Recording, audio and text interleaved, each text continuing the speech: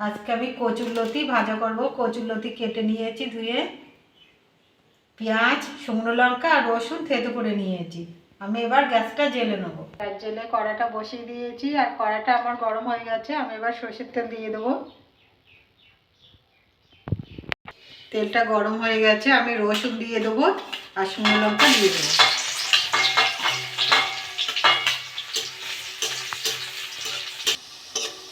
রসুন আর শুকনো লঙ্কাটা ভেজে নিয়েছি। আমি এবার পেঁয়াজ দিয়ে দেবো।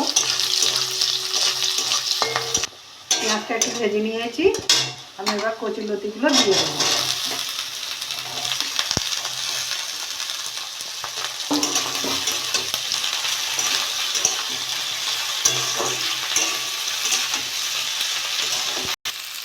এটা একটু ভেজে নিয়েছি।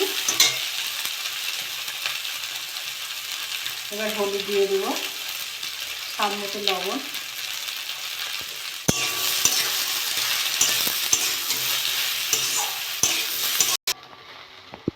কচুরলতিটা সিদ্ধ হয়ে গেছে, একটু চিনি দিয়ে দেবো।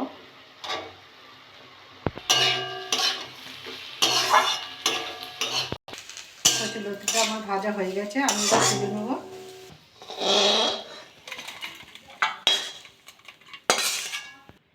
দেখুন কি সুন্দর হয়েছে। এরকম করে বাড়িতে রান্না করে খাবেন। খেয়ে ভালো লাগলে আমার চ্যানেলটাকে লাইক করবেন, শেয়ার করবেন, কমেন্ট করবেন, সাবস্ক্রাইব করবেন। ধন্যবাদ।